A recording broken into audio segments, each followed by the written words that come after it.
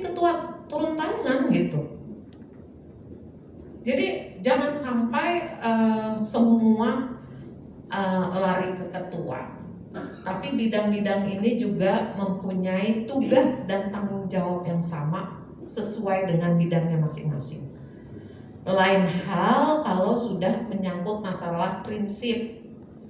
Makanya nanti PR-nya Mas Adi adalah dengan teman-teman entah kapan di hari ini apa besok harus jelas program kerjanya apa, alurnya bagaimana. Kalau dalam kita SOP-nya di alurnya bagaimana dan penyelesaiannya seperti apa kalau terjadi yang bertentangan. Ini struktur organisasi Adi nanti bisa menang. Saya bilang 1 tahun ke depan mau diapain nih organisasi? Masing-masing bidang sudah mempunyai program apa? Nah ini pelaksanaannya bagaimana? Diusahakan di dalam membuat suatu program itu harus jelas kapan dan pelaksanaannya kapan. Ada timelinenya. Kalau memang tidak sesuai dengan ininya, tadi Bang Ferry harusnya sudah tahu nih, ini bidang tidak sesuai mengerjakannya atau tidak sesuai dengan timelinenya, boleh ditegur nih. Boleh ditegur. Nah ini hambatan suatu organisasi.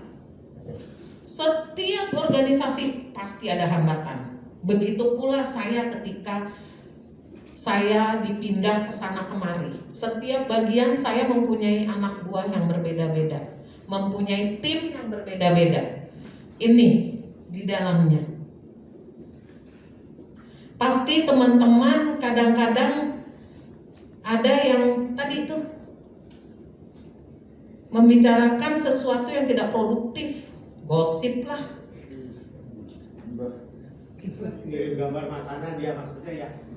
Boleh kalau itu, biarin rajin masak maksudnya di. Jadi jangan mengatakan sesuatu yang tidak produktif. Boleh, jadi organisasi ini ada saatnya sersan, ada kalanya kita serius dan kapan kita santai. Ini harus jelas nih. Kalau memang kita lagi bicara masalah rencana program kerja, jangan lagi yang satu bercanda. Ya kita nih 1 jam kita bicara ini, sering. Insya Allah akan bisa, insya Allah akan menghasilkan. Ini sudah saya lakukan di setiap saya pindah-pindah tugas. Bayangkan saya 1 tahun, Fer, di hubungan antar lembaga. Saya harus menggolkan undang-undang perfilman. Tahu kan prosedur undang-undang seperti apa? Dari mulai naskah akademik sampai dengan uji publik. Dan uji publik tidak hanya satu wilayah, tidak hanya wilayah yang baik-baik saja. Ini dijadikan suatu masukan. Jadi ini jangan mengatakan sesuatu yang tidak produktif. Jadi organisasi ini harus produktif walaupun ada kalanya kita bercanda. Nah, egoisme. Setiap orang punya egois. Saya juga punya egois. Kenapa saya bilang saya punya egois? Saya dikasih jadwal sama Milko jam 1. Tiba-tiba tetangga sebelah duda nikah. Baru ngasih tahu kemarin pagi. Dia tumbenan belanja sayur tuh, bapak-bapak sebelah saya, karena istrinya meninggal setahun yang lalu, mau 2 tahun yang lalu kena COVID. Jadi baru ngasih tahu. Nah, yang terjadi apa? Saya nggak berangkat. Saya udah janji sama Milko. Saya berangkat, saya mengkhianati waktunya. Akhirnya saya nawar kan sama Milko sama Bang Adi. Boleh nggak ada plan B kalau saya terlambat datang? Kalau memang enggak, saya malu muka nih, lebih baik saya nggak datang gitu. Ya nanti saya jual obat lah, ngomong apa kayak gitu ya alasannya ya Milko. Tapi alhamdulillah diberi apa ya toleransi lah dari Bang Adi dan teman-teman semua. Nah ini egois saya, orang itu kepentingan pribadi saya kok.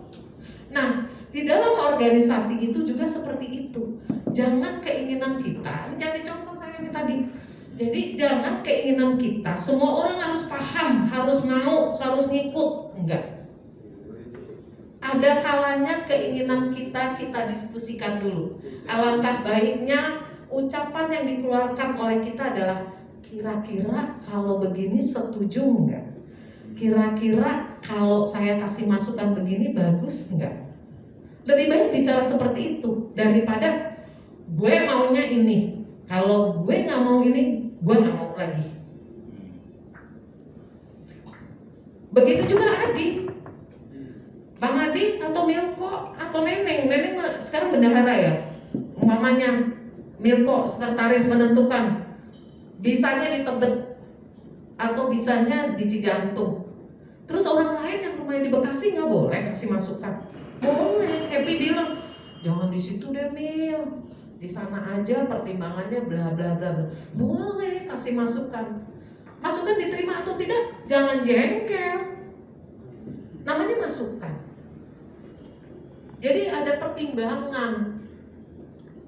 Ada pertimbangan yang harus kita terima, tapi juga kita tidak boleh egois di dalam menerima pertimbangan tersebut. Jadi kita konsisten. Kalau memang kita udah, kalau orang Jawa bilang tuh pekiwoh ya, udah disetujui gini kok kita mau begini gitu. Jadi usahakan redam rasa egoisme dari teman-teman, karena egoisme itu nggak ada manfaatnya, nggak ada gunanya, apalagi di dalam berorganisasi. Karena organisasi bukan satu orang, banyak orang, apalagi ini besar loh. Ikatan alumni berapa angkatan di sekarang? Iya, ada 51. 51, kepala 51 ya.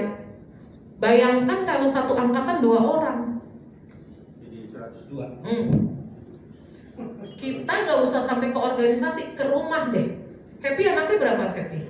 Nah, tiap anak punya karakter masing-masing kan. Introspeksi diri, harus masing-masing bisa legowo. Jangan merasa kalau tidak ada yang terkalahkan terus yang satu merasa di pihak yang menang, yang satu merasa ada di pihak yang terkalahkan. Jangan sampai. Jadi suatu organisasi kalau mau ideal, satu sama lain saling berangkulan, saling berbagi, saling bersaudara lah kita. Ini kan organisasi sosial, bukan profit ya. Jadi ini egois, marah tidak pada tempatnya. Kalau mungkin anggota marah, mungkin masih boleh, biarin aja. Nanti kita dengerin dulu nih, aspirasinya seperti apa sih, maunya seperti apa, tampung semuanya. Tapi kalau pengurus, apalagi Mas Adi marah, itu nggak boleh. Mas Adi dalam posisi, kalau di dalam organisasi mempunyai suara 2, kalau anggota punya suara 1. Mas Adi boleh, kalau Mas Adi menentukan orang boleh, karena dianggap bukan berarti menentukan orang itu adalah orang yang dianggap mumpuni atau KKN, itu nggak boleh tapi pasti Mas Adi memilih orang yang dianggap memang mendekati pada ya tidak sempurna, tapi paling tidak Mas Adi sudah melihat ini orang mempunyai ini. Tetapi ketika ada anggota yang merasa, jangan bahasa zolim ya, kalau zolim itu kan udah gimana ya, merasa tidak, aspirasinya tidak tersalurkan atau tersalurkan tapi belum ditanggapi, jangan tidak ditanggapi ya, belum ditanggapi ya, jangan juga marah nggak pada tempatnya. Nah ini hal-hal seperti ini dijadikan suatu juga patokan ketika nanti membuat mekanisme seperti apa sih idealnya di dalam berorganisasi. Nah ini komitmen yang kurang, ini memang betul.